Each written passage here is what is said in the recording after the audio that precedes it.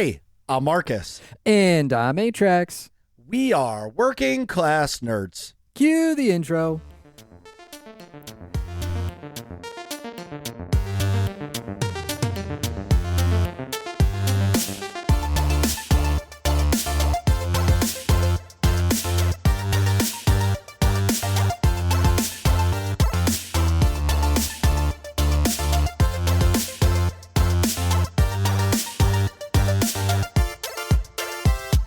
That's right, we are Working Class Nerds, the podcast that gives you no information about your favorite information.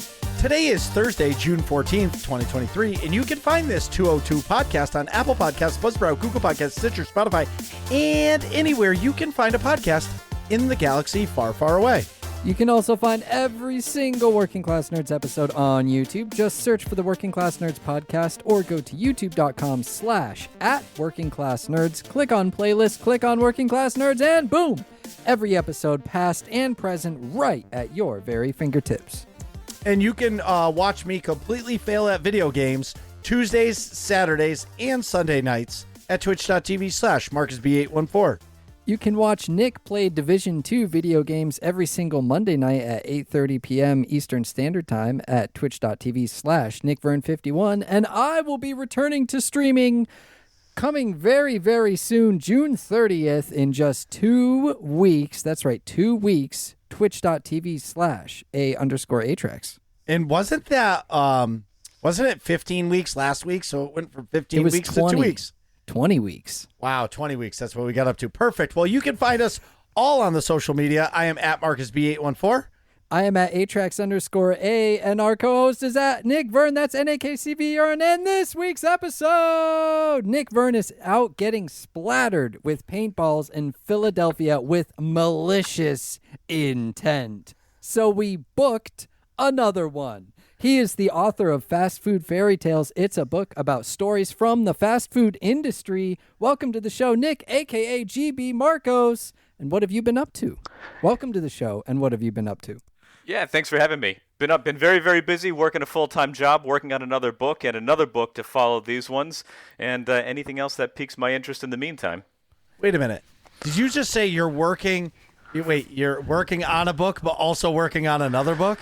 So I'm working on a book, and the book that I'm working on has another book within it. So I'm trying to finish 2 more books at the same time that are kind of related. So I'm working on them simultaneously. Is it like a part 1 and a part 2? So the premise of the first book is, well, I'm not going to get into it because I don't want to spoil it, but one of the main characters in the book ends up having some sort of psychological crisis, and a big facet of that crisis is them taking what they're going into and turning it into another book. So they're essentially writing down their own psychosis through storytelling, and that book is going to be found later on. So you read the first book, and then you can actually dig a little bit deeper into the mind of the main character by reading the second book, which is a product of their creation. That's cool. Wow. Hopefully when it's all done, it will be cool. Bookception. Wow. I mean, it's a really cool concept. Yeah, that was the idea. It didn't originally start that way. When I started writing this book, it was my first attempt at a real novel where I tried to create a character and a background story and do some interesting things in that regard. And then about partway through, I was like, this would be kind of a cool idea if I did something where it's not just telling a story, but telling a story from the perspective of somebody in a story I've told. Right. I'm just hearing that description. I'm thinking of like what I can compare to, but I've never heard of anybody doing something like that, ever. Well, and hopefully it'll read like something you've never read before as well. Yeah. The big one for me is, I'm telling you, if you wanna catch my heart with a book, Audible, baby.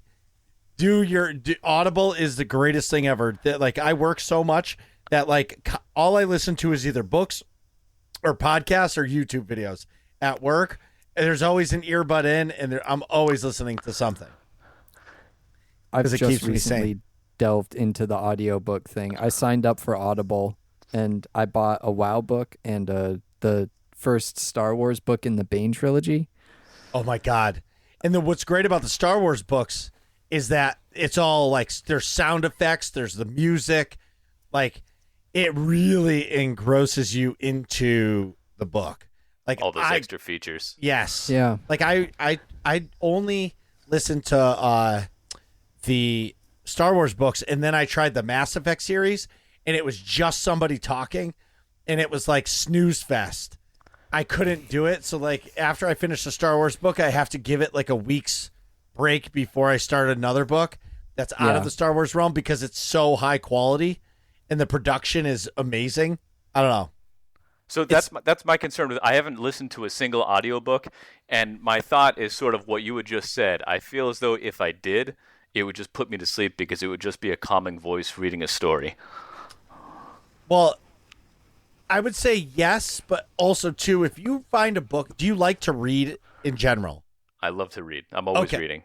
Okay. He's a writer, man. Well, yeah, but like maybe we're like That's love fair. to I love to read. I just don't have any time at all. Like I always have. So the truth is I always have a book in the like my work truck, and like even if I get to read a page a day, it makes me feel good. But like I miss reading, but I don't have any extra time to do it, so I do consume the Audible. But what I will say is, if you find a book you really want to read, and you find time to listen to it, it's a pretty cool experience, especially if you have like a half an hour commute to work every day. It just, you get engrossed in your drive and you're like, oh my God, I'm at work. I don't want to stop listening. Yeah. I get that. I hear that a lot about audiobooks for sure. But for me, I don't know, maybe I'm something of a purist. There's something about the tactile sensation of holding a book in my hands and flipping the pages and getting stumped by a word that I'm not used to reading that I really, really enjoy. It kind of pulls the whole experience together. Sure. Okay. I got to ask, tell us about the book. Fast Food Fairy Tales. So basically, I worked in fast food for a number of years, and that was my first job that I was able to sort of learn from and segue into a career. And what happened was, when you're working for fast food, there's no standard for how anyone should behave in a fast food restaurant. And your average person may not know that, because your average person would go in, get an order, and leave and enjoy their food, and it is what it is. But if you're there, 20, 30, 40 hours a week, you see everything, the good, the bad, and the ugly. And the things that happened, I would tell people stories about what had happened during my day at work, and they wouldn't believe it at all. So during the pandemic, I go to the gym a lot. The gym shut down, so I started working out at home, and I found that I had all this free time in between sets while I was working out at home. So I just started, as these stories would come to my head, go over to my computer and start writing them down. And before long, I had a collection of several of these stories. And I thought, well, maybe I should kind of stitch this into a book, because I might have something here that somebody would enjoy reading and give some insight into what it's actually like to work there. Wow. So what did you do at this restaurant? And can you tell us which restaurant it was? So I allude to it in the book, and that's only because I haven't done any research into what sort of legalities might be involved if I made the name. But in the intro to the book, I said that the reason I don't disclose it is because I'm afraid that if I do, they're going to send a killer clown to kill me. So that should pretty much give it away. That's scary. Yeah, that is scary. Yeah. Yeah, but so from my time working there, I literally started off. I was the janitor. I was just sweeping and mopping and wiping off tables, and I was there for 5 years, I think, 5-6 years, and by the end of it, I was general manager, running a $2 million store. What? So, and I had every position in between. I worked from janitor. I was wicked good at mopping, so they put me on the fries, and I got wicked good at the fries. They let me handle cash. Cash is somehow a little bit less important than the beef, so I was good at cash. They let me handle the beef, and so on and so forth. Wait, I just want to make sure I heard that right. Was the cash before the beef? It was cash before the beef, yeah. Well, you heard it here first. In fast food, you get to handle the cash before you handle the beef. It's more valuable. Cash before beef. Oh, wow. Well, That's crazy. At what point would you say you got inspired to write this? It was just because you were in the gym talking about it? Well, it was one of those things where I don't remember exactly what conversation it was that led to it, but I was reciting for the 10th or 15th or 100th time to somebody one of these stories, and after telling them the story, there was this look of shock and awe on their face, because some of the things are really difficult to wrap your head around that they would occur.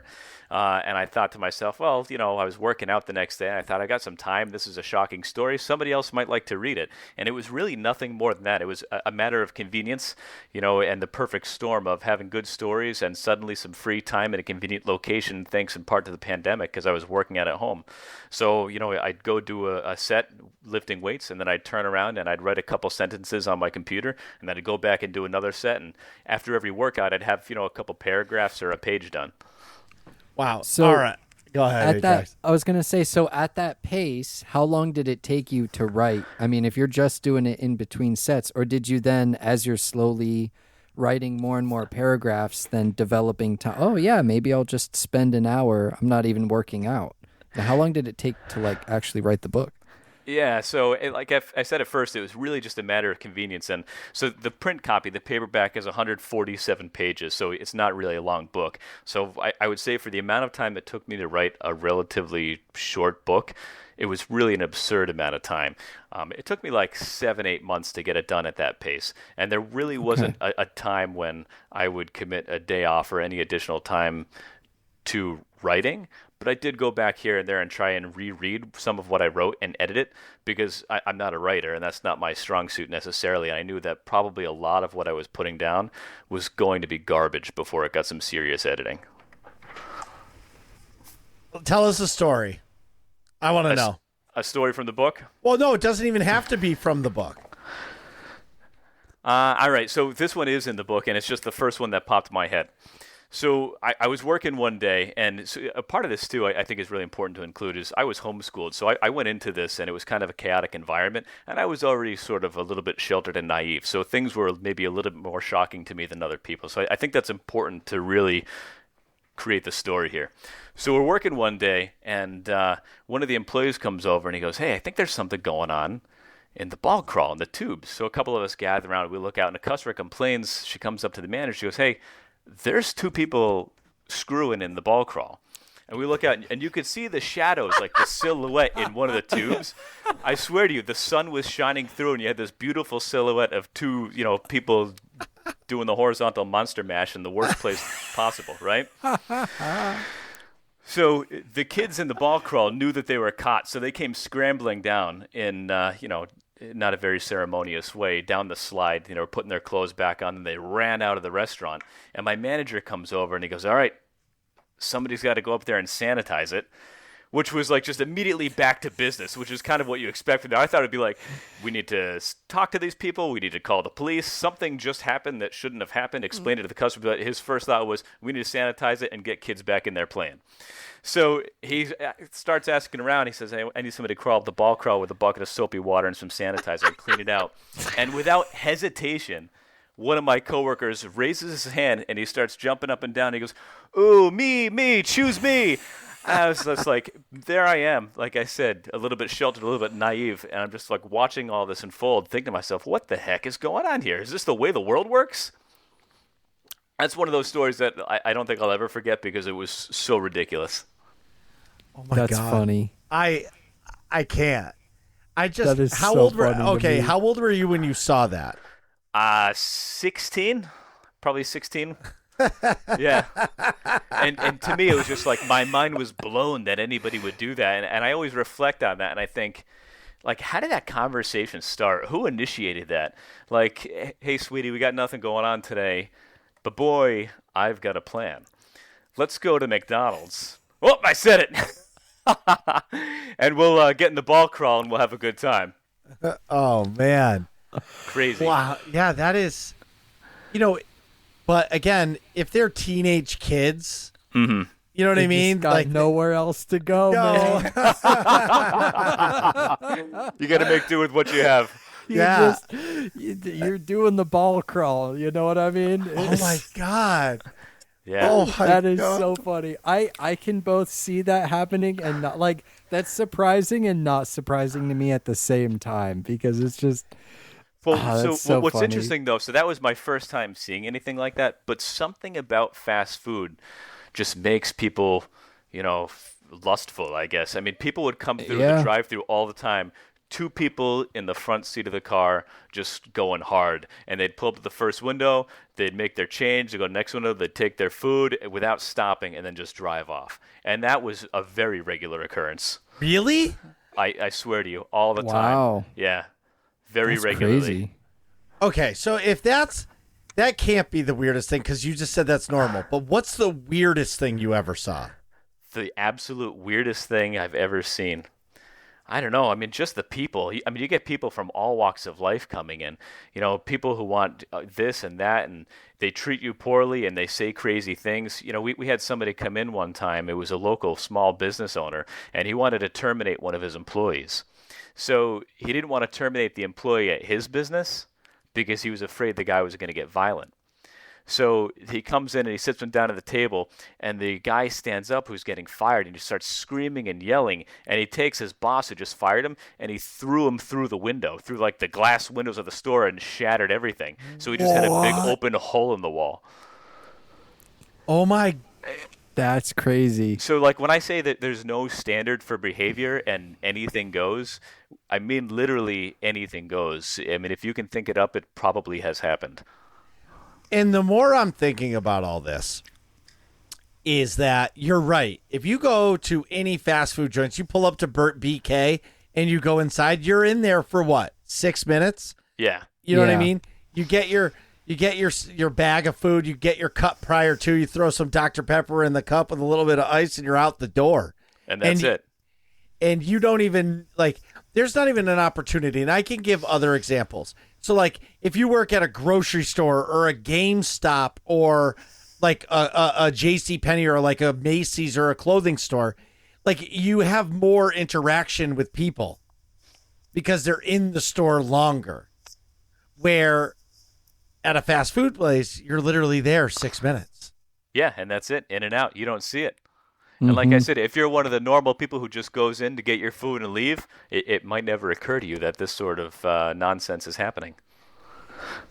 And would you say the employees are just as crazy as the customers?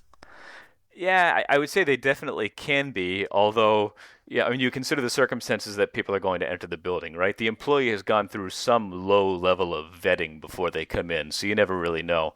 And, you know, I can even speak to that. So when I first became a manager, they put me in charge of my own store. And no training came with that, really. Like, how do you hire somebody? How do you fill out an I-9? How do you make sure that this person should be working there? It was none of that. They're just like, you're in charge of this building now and everything, and good luck to you. So I hired this guy, and it was just we were desperate for a body, so I brought him in and I hired him. And a couple months after he was working there, he comes up to me and he says, "Hey, Nick, I really appreciate you giving me a chance after what happened." And I was like, "The hell does that mean?" So I kind of tried to play coy because I didn't want to let on that I didn't know what he was talking about. And I said, "Yeah, man, well, you know, everybody deserves a second chance, but it's been a while since I hired you. Want to refresh my memory what you're talking about?" He goes, "Well, since I killed that guy, nobody would hire me." And so he goes on to explain that he got in a fight with one of his roommates. Yeah. So, and looking back, everything about this guy screamed, this person has stabbed someone to death, and I probably shouldn't have hired him, but I didn't know what I was doing. So the dude, he tells me that he got in a tussle with one of his roommates or whoever it was, and he pulled out a knife because he was going to come out on top, and he stabbed him to death. So he did some time, and now he's out, and now he's working for me. So I said, "Yeah, man, that's great. You know, you deserve a second chance. You're doing a good job. Do me a favor. Keep this between you and me. We don't need to share that with other people."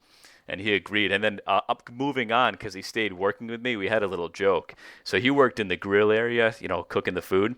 Yeah. So every now and then, if it was busy and he was doing a great job, I'd be like, "Hey, man, you're killing it. You're killing it." And I'd throw him a wink, and he'd give me a thumbs up, and it was hilarious. There you go. But you know, I'm just going to say, good for you to give the guy a second chance. Like, yes, you didn't know, and if you knew, you probably wouldn't have hired him. But the fact that you didn't get rid of him, and like that guy was never going to fuck up for you as long as he was there because you 100%. gave him his second chance. So I also commend you for not freaking the fuck out. Maybe when you got home, you freaked out, but hey, the guy's got a job and he's working. That guy's not going to screw that up because he probably can't get another job. Well, it's kind of Yeah. funny that you say that, and goes into a different conversation, right? Because like if people, they do their time, that's rehabilitation. They're supposed to come out better, and they need a chance, right? So he did a great job for me, and he was awesome. So you're right. I could have said, well, I didn't know this, and come up with a reason to fire him, and that would have been fine. But his performance is great. He was just like genuinely an asset to the team. He did eventually move on, and when he did, I told the other people who would close with him, because he was a closer, it's like, just so you know, that guy used to work with killed someone, and they kind of freaked out. But we all learned something there, I think. I learned to screen people more thoroughly, and we all learned that people can change. How old were you when they gave you your own store? I was 19 years old, and I still had braces, and the average age of my managers was like in the mid-50s. So I was one of the youngest people in the building. What? Wow. That's Yeah. crazy. Okay, what is the salary of a general manager for a fast food restaurant? Well, it's not much. So I took that in 2011, right? So of course wages are a little bit different. But when they offered me the job, they offered me $28,000, which is like a joke for a $2 million store, and I was able to negotiate. Again, as a naive 19-year-old, I was able to negotiate myself up to $35,000, which felt like a huge win for me at the time. It is a huge win when they're offering you 28. Yeah. So 35,000 and no benefits. What do you mean no benefits? Ooh. Nothing. There was They, nothing. they don't offer benefits? No. So we worked. It was a franchise, not a corporate store. So there were no benefits. There was nothing. Just my 35,000. What? Wait. Rough. What is the difference between a franchise store and a corporate store? So a franchise store is just somebody who had enough money to purchase a location from McDonald's, right? They use their branding and they sell their products and they do all of that just like you'd expect. But the corporate store, that's what you think of when you think of the company and the big buckets of money that they have, right? Gotcha. I mean, they're well funded. They can pay for new equipment. They can offer benefits. They can pay well. It's not just some entrepreneur trying to make a go of it. Wow. That's crazy. I Yeah. need a moment of silence after that. And I never stopped talking. Holy cow. And so how many people worked in a branch on a daily basis? Because you have breakfast, you have lunch, and then you have dinner. Yeah. And then probably late night. 20 to 25 during the course of a day. I used to keep between 50 and 60 on staff, depending on the time of year. I had 8 managers that worked for me. 8? Yeah, I had 8 managers that worked for me. I mean, that makes sense. Kind of. So how many managers are on during one shift? Typically, it's going to be, I mean, obviously it's no less than 1, but typically 2 or 3. And the way that it works is you might have one person running the back of the house, one person running the front of the house, and then one person seeing the entire operation. Depending on the structure and staffing, it could change, right? But somewhere it's in that area. Oh, my God. Yeah, so definitely a busy place to be for sure. But I will say, so I said that there's no benefits, right? There are no traditional benefits. But one of the things that I get to, going back to my book a little bit, is, if you're familiar with, so like Robert Kiyosaki, right? He wrote Rich Dad, Poor Dad. One of the things that he talks about in his book is that there's benefits besides payroll, and he offers his 2 sons jobs. And, if you've read the book, But one of the benefits was one of them was able to work for the rich dad and learn about business, and there was some benefit via education beyond the paycheck. So what I had the opportunity of working with was the person who owned the store was a self-made multimillionaire who owned 10 restaurants, right? The director of operations for his organization was in real estate, and her husband owned 150 commercial rental properties. So when I decided to get into real estate down the road, I had 2 people who could teach me and offer me some guidance about how to start a business as an entrepreneur and about the ins and outs of real estate. So there were some connections there that were really valuable. I can understand that a lot. I worked for a company who paid us nothing, but the skills I have today are because I worked there 10 years. Right. And it's like no other. So I understand that a lot. Now, yeah, and it's hard to put a dollar amount value on that, right? There is no dollar value. Yeah. At all. Hey, A-Trax, ask him the question where there is a wrong answer. Oh, okay. So Yes, we ask all of our guests on the show this one question, and out of all the many correct answers and appropriate answers, there is one wrong answer, and it is very wrong. Yeah. What is your favorite ice cream flavor? Cookie dough. Oh, thank Ooh, God. that's a great one. What's the wrong answer? Pistachio. Pistachio. Yep. That wouldn't have even popped in my head. Yeah, well, you can exactly. like it, but to say it's the best out of all of them, no, not happening. Yeah, I agree with that. You'd have to be nuts. Probably Probably everybody makes that joke. no. Well, I just say if you tell me your favorite ice cream is pistachio, you're 100% a psychopath, and you should get checked. The show is over. We end the it's show pretty right much there. over. I Yeah, say it's over. pistachio, Yeah, that's it. and that's the end of the episode. Game over. Yeah, that's a big red flag for sure. Oh, yes, red Big flag. time. Most ice cream shops don't even have pistachio. Oh yeah, I can't find it anymore in stores really either. It's because it's terrible. Yeah, it's really bad. Why would you ever do that? Would you ever eat at a fast food restaurant again after working in one? I get that a lot. So let me preface this by saying I have pretty low standards, but yeah, I definitely would. So, and I would knowing what it's like, and what it's like is not what you want, but I definitely would. In fact, we eat fast food once a year. Okay, what do you mean by that? By which part? What's not what you want? Yes, it's not what you want, but it's what you get. So when you look behind the scenes, right, it's not what you're hoping to see. What you're hoping to see is like a team of engaged, well-trained personnel who care about serving safe food in a clean environment, right? That's probably what you're hoping for. That's not what you're getting, right? You're getting people who are getting paid very little with no benefits and no reason to perform at their peak or take care of the facility, often by an owner-operator who's a franchisee who would rather pad his bottom line than maintain the store. So like I took over my first store, right? So we have that soda fountain that you get for the drive-thru that comes over and it pours your drink. Underneath that soda fountain, there was no floor. So it was like tile all throughout the restaurant, but underneath the soda fountain, it was dirt. And then we'd have like, seriously, and we'd have like bugs and stuff and rats coming in from there. What? All of this. I mean, yeah, I swear to Oh, you. We'd have no. animals under there, and it was literally just dirt. Dang. Oh my God. So basically, it's But like how does it the is board? that yes. bad. Yeah, but how does the Board of Health not shut it down? That's a great question because we had inspections, and they'd be like, all right, you're great. I couldn't tell you. They just pass. Yeah, we just pass. It's the branding. The brand has power, maybe. I don't know. But I've had health inspectors come in and thought to myself, geez, today's the day I'm going to lose my job. I better start applying places. And we've never had an issue. Wow. I can only help but like laugh at that because it's so funny to me. Just we're for sure screwed on this one. Oh yeah, you're good later. Good job, Steve. Keep up the good work. Here's your food, sir. Yeah, Oh my that's how it God. is. And again, you think Wow. of it, so like if you're a franchisee, right? A good percentage of your sales are going back to the company. All of the overhead is yours.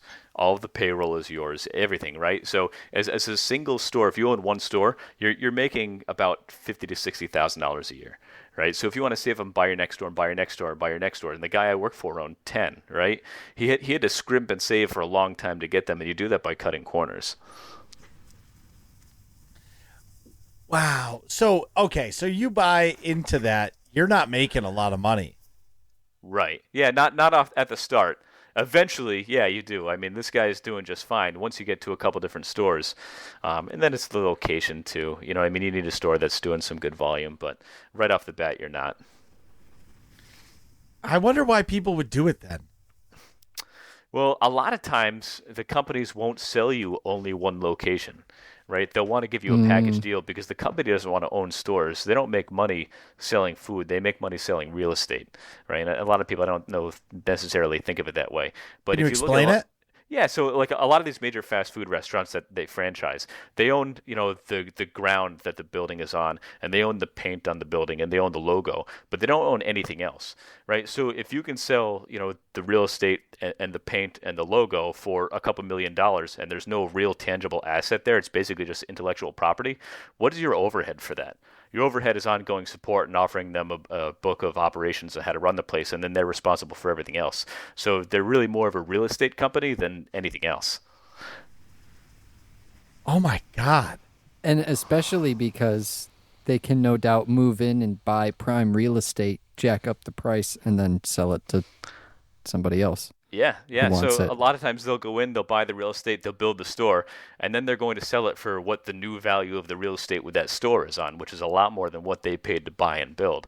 And then what you get in place of that is recipes and an operations manual on how you're supposed to be doing things, and you pay them a cut. And so the corporation doesn't train the people?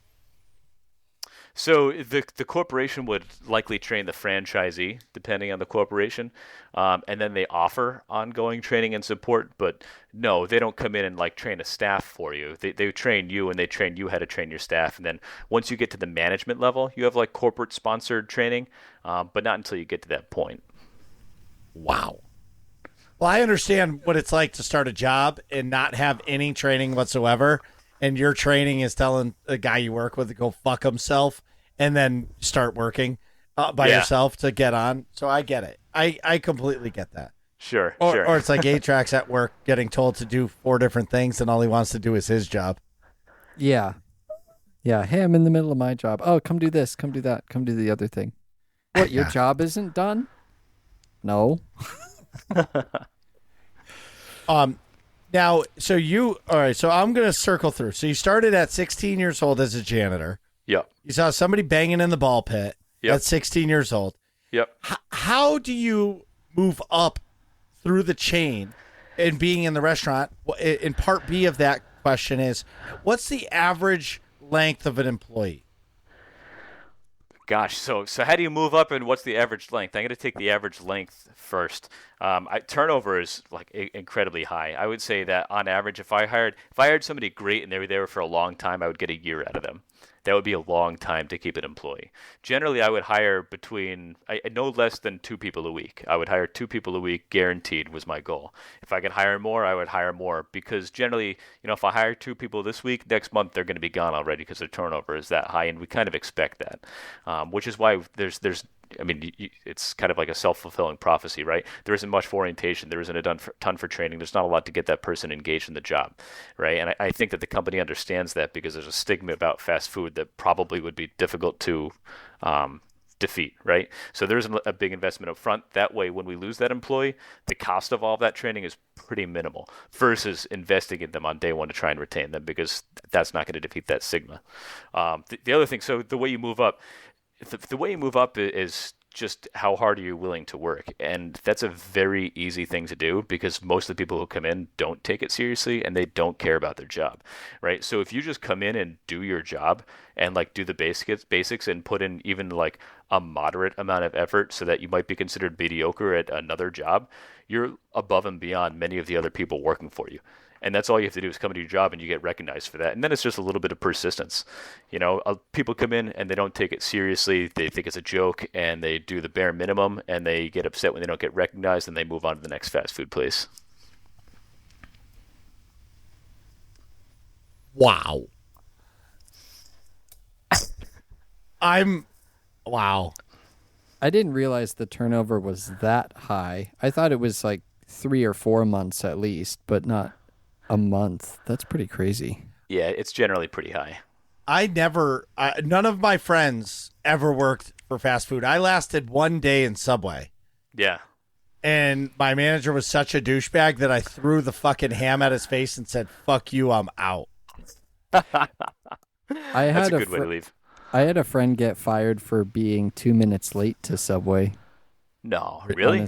On his first day, they said show up at, 7, and he showed up at 7:02, and they're like, sorry, you're fired. Later. Wow, that surprises me.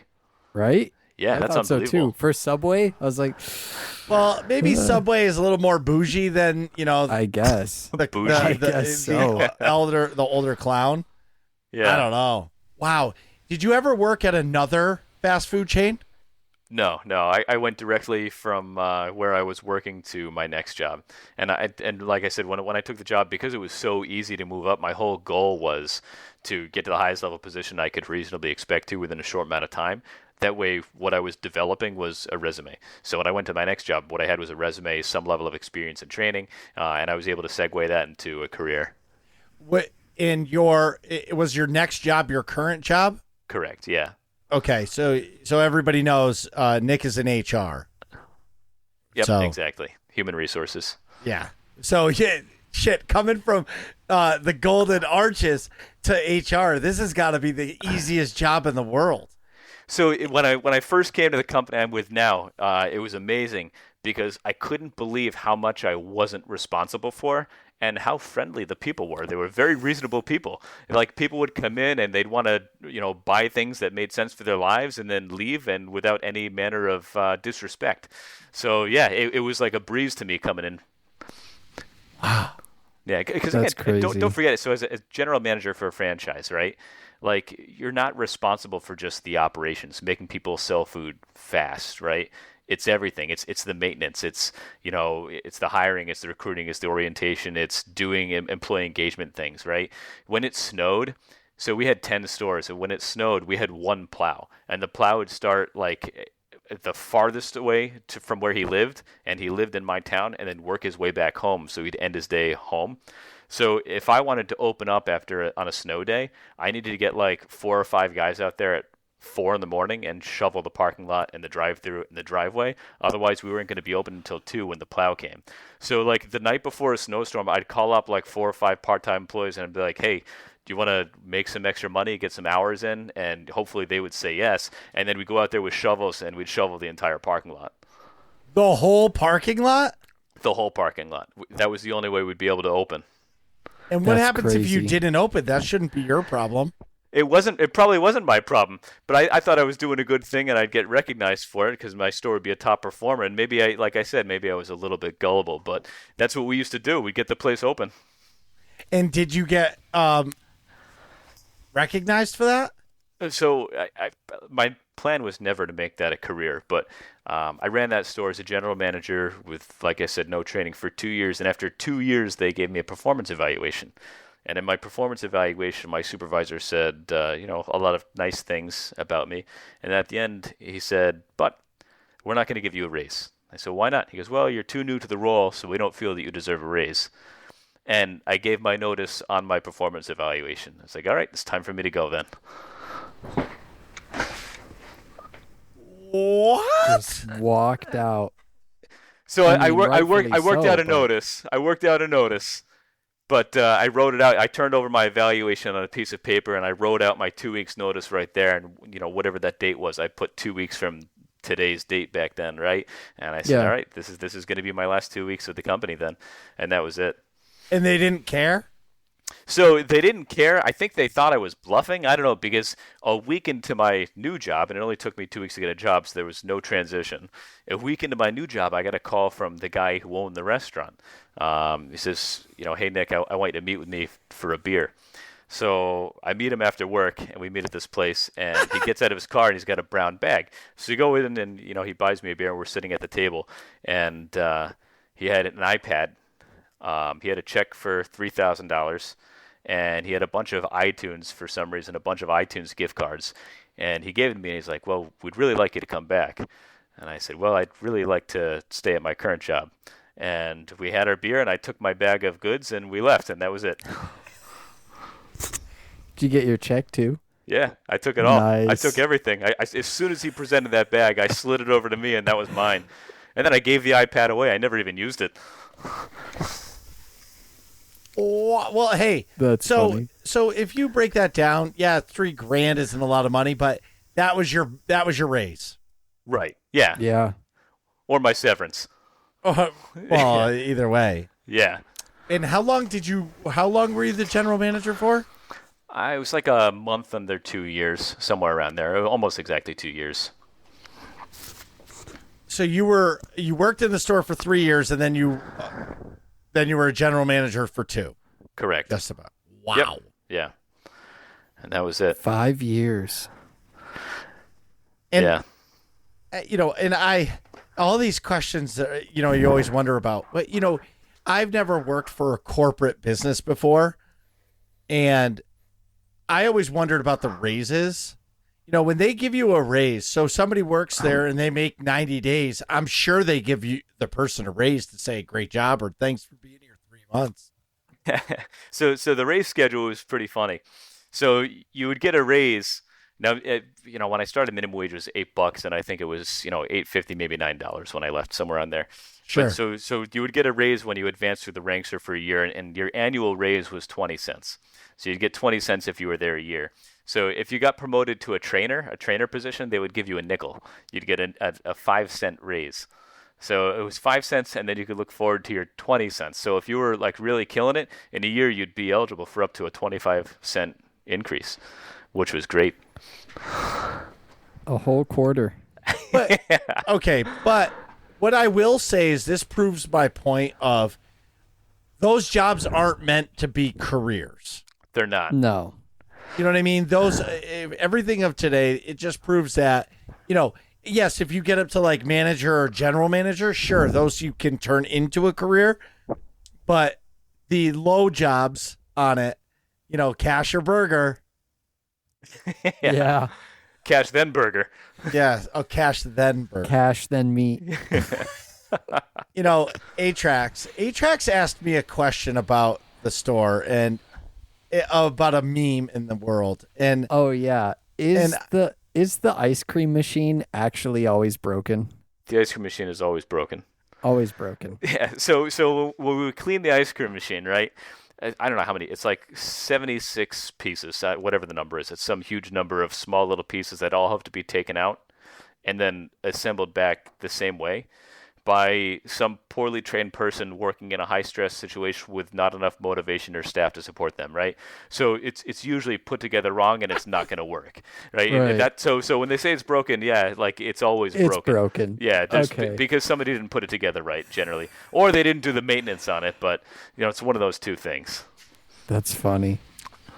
wow, does that restaurant owner have their own like maintenance person that comes in and fixes the store? Yeah. So for the 10 stores that we had in our organization, we had exactly a maintenance person. So we had one person to handle all of the stores. So no matter what it was just one guy, which was crazy too, because he wasn't necessarily even trained or licensed in a lot of things that he was doing. So like, as an example, we got a new refrigeration unit, like a roof-mounted unit that needed to be put on the roof because our freezers were dying. So I got a call from the owner. He says, "Nick, I need you to get a crane."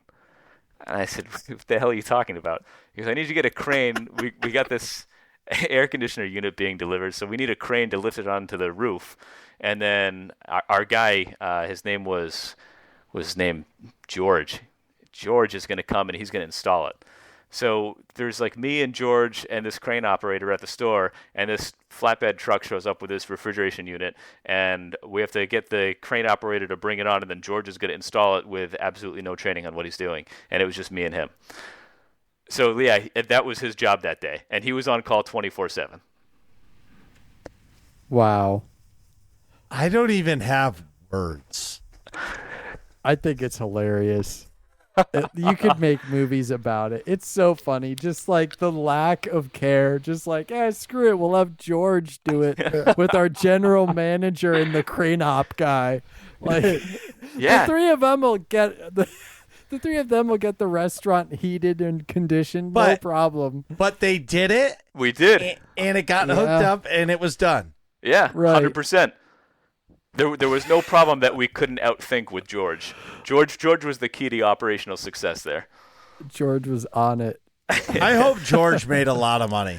So George didn't make a lot of money, but George had a secret that nobody knew, or not a lot of people knew, I should say, because I knew it. So George was really fascinated with the way the register system worked, and the way the There's like a conveyor belt from the front to the back of the store for when you're making food to slide it up and things like that. So George would oftentimes just come in and say that a piece of equipment would need to be replaced, even if it didn't. He'd replace the equipment, and then he'd take the older equipment out of service that was still good, and he'd bring it to his house. So George in his basement had a fully functioning fast food restaurant because it amused him with all stolen equipment. And that is also 100% true. Are you fucking kidding me right He's now? out down No, there grilling so- burgers. So George and I, for some reason, he called me up one day. This was before I was a manager. I don't know, I was working in as a whatever I was, like a part-time kid. And he calls me up. He goes, Nick, I need some help moving some stuff around in one of these stores. Can you help me out? So he comes over and he picks me up in his truck, and we drive to the store. We pick up some equipment, and we drive it back to his house. And he goes, yeah. He goes, I'm just going to bring it here to do some repairs. We bring it in the basement, and everything was set up. It was lit up. George was nuts. So he wasn't getting paid a lot, but he had a lot of stolen equipment that was, purpose built. I can't imagine what he was doing down there, but that was how he got his compensation. He stole all the equipment. And he had a fully functioning restaurant in his basement. I wonder if you could sell that stuff. I would think you probably could. There's I'm got to be a sure. market. Well, right, because there's got to be, like those exact machines clearly are from that restaurant. I don't know if any other restaurant uses those machines. I wouldn't think so. I have no idea, but I wouldn't think so. Something similar maybe, but not the same stuff. Wow, go George. Yeah, Yeah. George is killing it. I don't got to make a lot of money, but I can make me a good double cheese. Wow. Oh, my God. All right. That's funny. What would you say your biggest challenge was writing the book? So I guess when I started out, right, it was really haphazard, and there was no format or no idea behind it at all. It was just like putting thoughts on paper, and it didn't make any sense. So, I went back at one point. I thought I need to organize this a little bit so that people can read it with some level of context. So I tried to organize it in the timeline, but just getting everything organized and then partially going back and remembering some of the details, right? And it was kind of funny as I went through some of these stories and I was kind of reliving, that time of my life, more and more stories that I had forgotten about came to mind, and I added and added and added. So I had to keep readjusting the timeline and the format of the book as well. But for that reason, it was also really fun to do. Okay. I bet. Yes. Tell us another story that's not in the book. That's not in the book. Ah, man, I'd have to think about that. So we had gotten off shift, me and a couple of my friends, and we were hanging outside the restaurant, and this guy comes over, and he's just walking by, and he looks at me, and he goes, "Hey, man, your pants are too low." And I was like, "What?" And then he went inside, and he got his food, and then he came out, and he looks at me, and he goes, "If you smirk at me again, motherfucker, I'm going to fucking kill you." It's like, what the hell is that? Dang. Yeah, like 0 to 60, just because he thought I was, like, I don't know, being smart with him or something. It was the strangest thing. People are really nuts to fast food clerks, huh? Oh, yeah, people are crazy. They do not care. Not at all. Yeah, I've been threatened more working in fast food over, like, a burger that shouldn't have had pickles on it than anything else in my life. Like, people they don't just get upset, they go straight to death threat. I've had people waiting for me outside the restaurant because they didn't get, oh, for sure. Yeah. I've had to call the police and have them escort me out because there was somebody waiting out there because he didn't get his barbecue sauce. That's crazy. Yeah. People have too much time And too much care for crappy food. to just wait out there like, I didn't get my barbecue sauce. Well, there's something in the product that they figured out because people, whether you can go on a 3-week vacation or you can go to jail or you could be really sick and be like in the hospital, and people will get out of those situations and go, all I want is a double cheese. Yeah, so sometimes nothing hits quite like a double cheese. or whatever. Yeah. It could be, Yeah. the Big King, or it could be, the Chick-fil-A chicken sandwich, whatever it may be. Yeah. The secret is all the salt. Oh yeah. I bet. What do you mean? Tons of salt and tons of sugar. Everything is salted. Right, so and there's a ratio. So when you see people, when you get your burger, right, your burger before it's not just grilled and sent out, it's seasoned. Everything is seasoned with a generous amount of salt. So what we would put on the burger would be 80-20 salt and pepper was the seasoning. That was it. It was just a ton of salt. When the fries come out, they just get hit with a ton of salt. Everything is super, super salty. That's what makes it so addictive. Wow, I didn't know that. Yeah. I thought there was a lot more sugar involved, but it doesn't surprise me that they use a ton of salt. I always have to ask for my fries unsalted and add just a little bit because they're always so coated. Yeah, that way it's not deadly. Yeah. So one story that's kind of fun that's not in the book, and this is kind of a shorter story, but it does show the level of care that I kind of had for my job at this point. So somebody came through and they ordered a milkshake through the drive-thru, and the milkshakes at this time came with whipped cream. So I go to hand the milkshake out, and the lady looks at me and she goes, "Oh man, I wanted that without whipped cream. Can you remake it?" And we were backed up. We were super busy. We had like 30 cars in line out to the street, and I did not have time, and I wasn't going to remake it. So I turned around so my back was to the window, and I took a spoon, added a plastic wrapper. I spooned the whipped cream off, stuck it in my mouth, put the cap back on, handed it to her, and I said, "There's a shake," with a mouthful of whipped cream.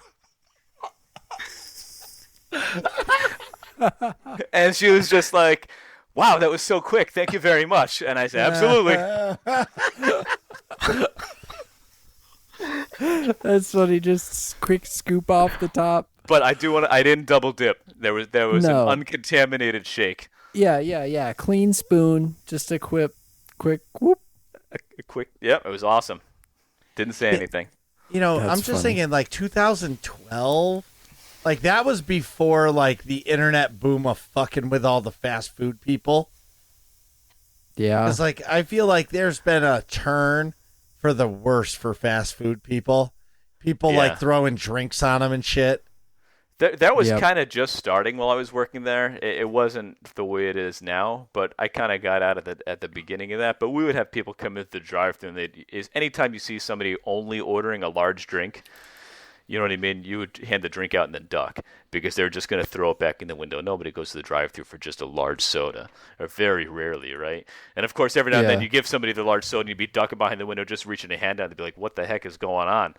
But yeah, you had to duck. People would come in. The best was they would come in and order an ice cream cone and stick it to their forehead, so it looked like they had a horn, and they'd prance around like a unicorn and then leave. And that one I never understood because it just seemed like a waste of $1. Yeah. But it And was an ice harmless cream at least. cone. Yeah, 100%. Just eat it. What the fuck? That's kind People of funny. are weird, man. Although I will say, I remember in like 2012, that was when gallon smashing was a thing. Gallon smashing. Do you remember that? That was when people would like go into stores and they'd grab 2 gallons of milk and they'd act like they'd slipped and just like smash the gallons on the floor and the milk would go Dude, everywhere. I would be so pissed. Dude, Yeah. yeah. Because you don't realize how much a gallon of water is, or a gallon of liquid is until it shoots out all over the floor. Well, and also what I didn't realize this at the time, but what makes it extra worse is because it's milk and it gets on other stuff, then that other stuff is contaminated. They have to like clear out all that inventory too. I did not know that. Oh, because it's an allergen? Because it's an allergen. Because No people kidding. are allergic to milk. So it caused, yeah, dude, people doing that type of stuff is just too much, in my opinion. It's yeah, it's a It's whole crazy. nother level. It's a whole And then nother level. and then he goes from writing stories about fast food to writing about some psychopath who's going to write his own book. Yeah, well, because I think that in a lot of ways, working in fast food has kind of made me that psychopath. Or at least I I have enough experience dealing with them to feel like I can relate a little bit, right? I've seen inside the mind of the maniac. I can only imagine what goes on in a McDonald's at 2, 3 o'clock in the morning. I can't even. Usually not much. It's like the Well, that's quiet good. time. There's nothing going on. Every now and then somebody will come up and piss on the side of the building, like right underneath the drive-through. Like the doors will auto open up because they're on a sensor, and there's some guy there staring at you, whizzing on the wall. But that's about it. It's pretty low key. I'll have a large fry. Wow. Oh man, I'm blown that's away. funny. Are you ready, 8-Tracks? I'm ready. Let's get into the working class questions. So every It's week, working class questions.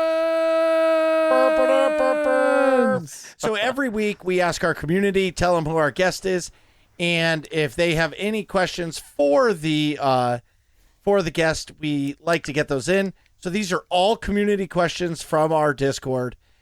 First one's from Master Wabbit. He says, "I see the book is ebook only. Any chance of a physical release?" So I did a physical release, and that's actually how I've sold most of the copies. Recently, Amazon has decided that they're going to block my paperback, and I'm not sure why. I'm waiting on a response from customer service. I got a notification that they blocked it for some reason, and the only way I could investigate it is by contacting them. So yes, that was the original idea, was the physical book, because again, that's how I said I like to read, and that's what I have, at my home. But I don't know why they're blocking it right now. Wow. I wonder why. Is it because maybe the picture is too like something?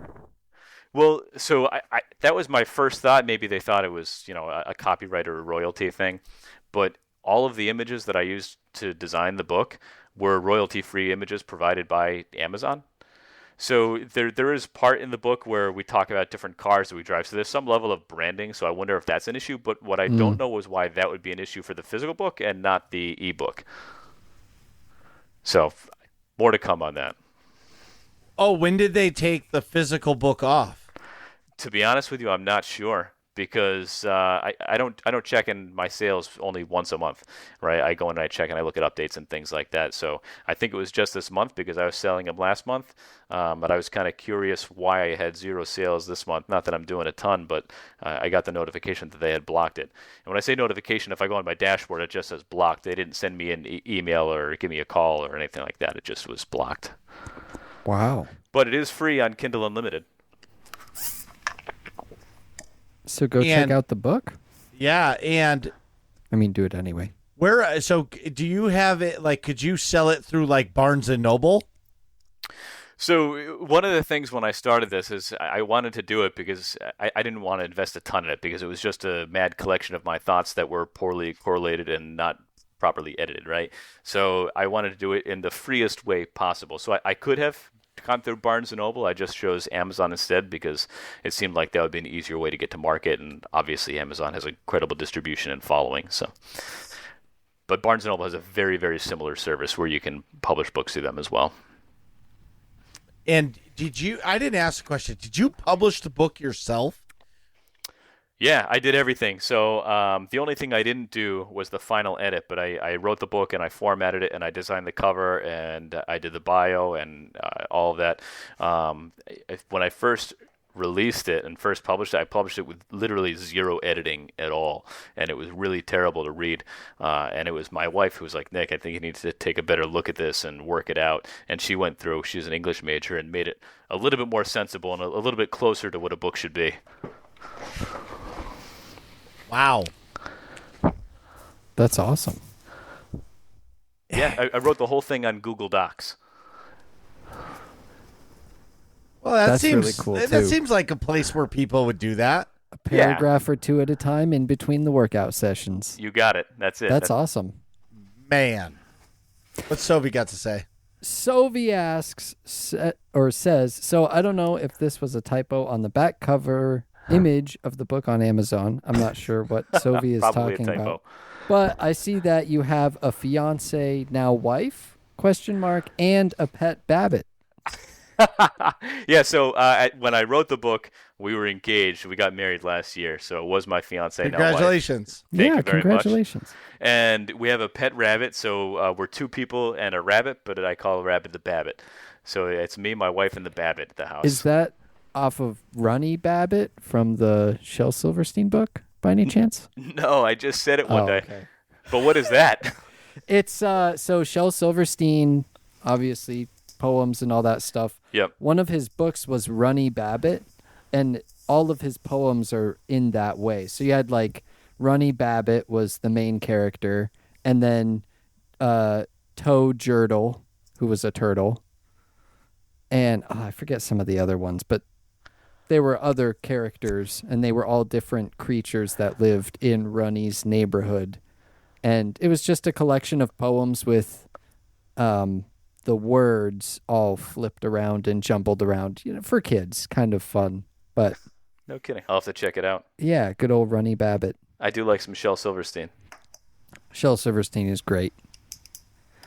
Sophie also asks, what was the most fun place you've worked at, and what do you do for work now? So, wow, the most fun place. I think it's two totally different times in my life. So, as unrewarding as fast food was, we had a blast. We had a ton of fun. So right now I work in human resources, so a completely different type of work, making sure that people have everything that they need. But I think I probably had more fun working in fast food because you could go in, you didn't have to really take it that seriously. Everybody was kind of there to have a good time, not really there to work. So we did a ton of fun things, from like racing cars through the parking lot. We made a train out of our high chairs. One day we took all of the paper cups and stuff, and we had a contest to see who could build the best boat. And then, we flooded our mop sink and then had boat races. And we did a ton of good stuff. We had awesome. we had a vent that would lead out of the roof of the building, and it was right by one of our 3-bay sinks for washing dishes. So we'd adjust the mix of the soap so that it was super, super sudsy and bubbly, and we would just get the bubble tower high, and it would get sucked right out, so there would be bubbles spewing out of like the chimney of the roof of the building. And we would do that like all night long, so you walk by, you just see this stream of bubbles coming into the sky. So we had a lot of fun there. But it was also the Wow. worst job ever. Yeah, exactly. In terms of like career potential, terrible job. In terms of compensation and benefits, awful. In terms of how much fun can you get away with while you're at work, I mean, it's turned up to 11. It's almost a contest. Who can have the most fun? Yeah. That's awesome. Yeah. Oh, man. Hey, did you ever see anybody doing drugs at work? I never saw anybody doing drugs. I've seen people sell drugs through the drive-thru. I've never seen them doing drugs at work. When I got to the store that I took over, I was told by the person who had promoted me and put me in charge that there was a problem with people doing drugs while they were working. And we had a shed out back for some reason, like this weird like garage shed that just was on the property, that every now and then somebody would be like, hey, I need to go to the shed for a little bit, and then they'd come back and they were like in a much better mood. So like I've never seen it, but there was definitely some stuff going on for sure. Wow. I mean, Yeah. I guess it makes sense at a fast food place. Like it doesn't. At it any doesn't. place, dude. Yeah, at any place. Yeah, that's true. Now that it's fucking legal, like people are smoking reefer everywhere. it's true. Dude, at my new job, like I'll go into some of the basements of places and you'll see one of like the baggers ripping a weed vape, and they just like jump because they don't expect to see you. You know what I mean? Because they're in like a deep dark corner of a basement, and it's Yeah. fucking hilarious. And I just wave and just like, whatever, dude. Keep living life. You're not right, though. It's bad. everywhere now. Now that Yeah. it's everywhere. Yeah, it's all over the place. Yeah. Marcus, speaking What? of your job, are you still doing the cabinetry in addition to the new job? Sovi wants to know. Yes. So I'm working probably, I would say my average is like 46 hours a week for my new job. But it's completely stress free. When I tell you, I've never, like, if I knew, so it's a catch 22. So if I knew what I knew now 10 years ago, I would have started this train 10 years ago. But the problem is 10 years ago, I wouldn't get the pay that I'm getting now, because I wouldn't have all of the years of experience and the attitude towards a job that I have now. You know what I mean? Like I go in there like, look, I'm going to work my balls off and I don't really fucking care. You're just going to pay me. And if not, and I don't ever threaten anybody, but like, if you're not gonna, I'm just going to leave. Kind of like Nick did when he didn't get his raise. See you later. Yeah. You know what I Right. mean? Time to go. So yes. So to answer your question, so I'm working, call it 40 to 50 hours a week for the job. And then as soon as I get out of there, I'm in my shop until usually on stream night or podcast night. I usually get home about 8:15 at night, which gives me about 15 minutes to give my kids a kiss and come down onto the computer before I stream or podcast. On nights that I'm not doing that, which is pretty much 2 nights a week, I stay at the shop until probably like 9 or 9:30. And then I just come home and collapse. Working insane hours. Yeah, so we have this Snapchat between me, Atrax, and Nick, and we call it Working Class Nerds Update, and we'll just talk about what we're doing for the day, and it's always funny. And like in the morning, I'm like bright-eyed and bushy-tailed, and by like the update at like 8:30 at night, I look like a fucking zombie. Fried. Yes. He's just dead. In the beginning, he's like, Working Class Nerds Update. Good morning, losers. And at the end, he's like, Working Class Nerds Update. I'm finally home. I drank my 80th coffee just now. I'm going to play some games and go to bed. It's just dead. Sophie also asks Nick, our co-host, how is Division 2 paintball? He's getting splattered with paintballs. Okay, for real. How's work been? We'll save that question for him next week. Yeah. Doritos asks, what Doritos. actually... Yep.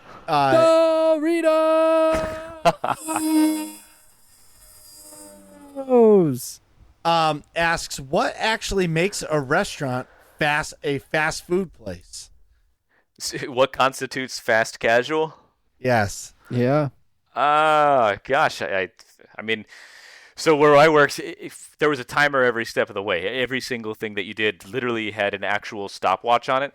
So as soon as an order was initiated, you had 3 seconds to put a bun for a sandwich into a toaster, and then you had 10 seconds to take that bun and put cheese on it, and then you had another 15 seconds to put meat on and wrap it up and send it down, and you had 13 seconds to take cash at the first window and another 30 seconds to give the people their food and their napkins at the second window. So time pressure was my experience is the difference.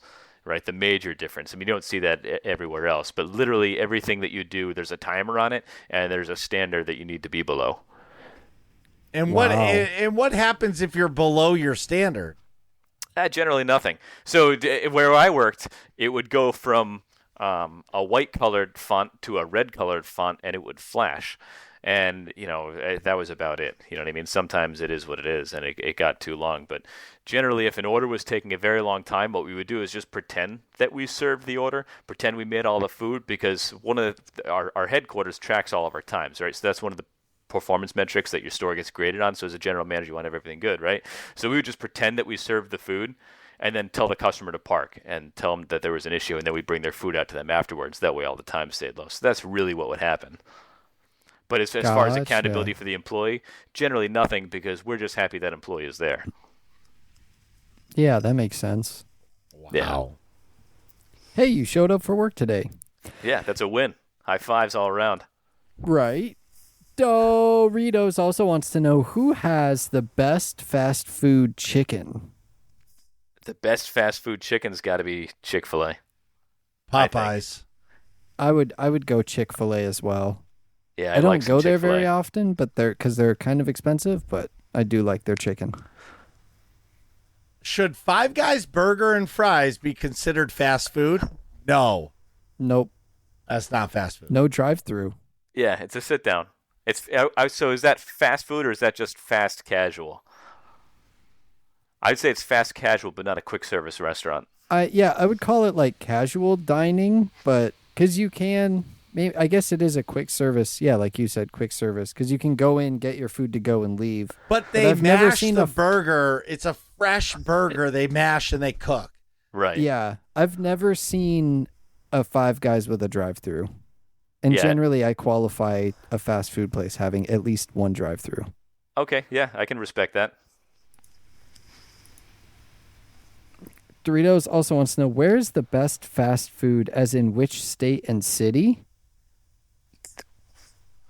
I don't know. I don't know. That's a tough one. See, I've never had In-N-Out Burger, but everybody says In-N-Out is the best ever. I was just going to say, I think my favorite is In-N-Out Burger. So if you're going to do In-N-Out Burger, it's the In-N-Out Burger by LAX over in California. It's the best place because you get your awesome food and you can do some plane spotting too. I like Wendy's. When I drove across country with my mom, I went to a Hardee's, and because that's what was there, and their chicken sandwich was legit. Not as good as Popeyes, but like it was legit. All right. And I don't know what state it was, maybe Ohio. But I don't know of anything else good that comes from Ohio. Cedar Point. Yep. I don't even know what that is. It's a theme park. It's like Six Flags, but better. It's all roller coasters. Yeah. Or mostly roller coasters. That's all I think. Too weak for roller coasters, Marcus? It just depends. I used to do it all the time, and now it's like it has to, like, I definitely have to have a beer before I do one. I'm shamelessly Gotcha. too weak for roller coasters. That's okay. Are love food 'em. truck fast food or high mileage food? High mileage food. That's funny. Yeah. That's got to be fast food. Well traveled. Well traveled. But I think, okay, so I look at it as it's high mileage food because, like, I've gone to a food truck where they're cooking the beef and like shaving it, and like you get these tacos and they're amazing. They're so some of the good. best tacos I've ever eaten in my life. Food And they truck come from tacos a food truck. from Yeah. the taco truck. Yeah. Yeah, you get some legit food at food trucks because normally it's somebody who really cares about what they're doing or they're cooking their family recipe or whatever, but they're no joke, 100%. I had this. We have a lot of food trucks here on the West Coast. See, I had this grilled cheese, and it was like Munster cheese and cheddar with jalapenos, ham, and maybe ham, yeah, and lettuce and tomato. That was the best grilled cheese I ever had in my life. Oh, I believe it. Now, it was also $9, but that's okay too. I'm willing to pay for quality, but like they grilled the cheese. It was amazing. Yeah, I never that had person's taking care with their food. They love what they do. Yeah. Right. We have a taco truck that shows up at work, and they make such great food. I love having food delivered to me at work. It just shows up every single day at the same time. Yes, please. Who is your favorite Star Wars character? My favorite Star Wars character? Mm-hmm.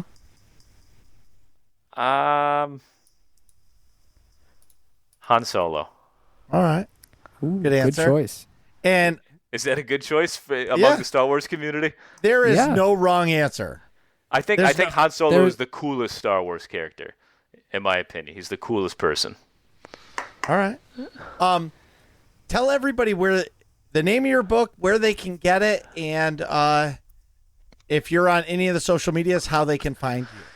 So the name of my book is Fast Food Fairy Tales. It's available on Amazon, currently only in the digital form, and I'm not on any social media at all. Wow. That's it. Yeah. I Nothing. think that's the first There time it is. anybody's ever said they've not been on social media. What are you guys talking about in here? Find out next episode of Working Class Nerds.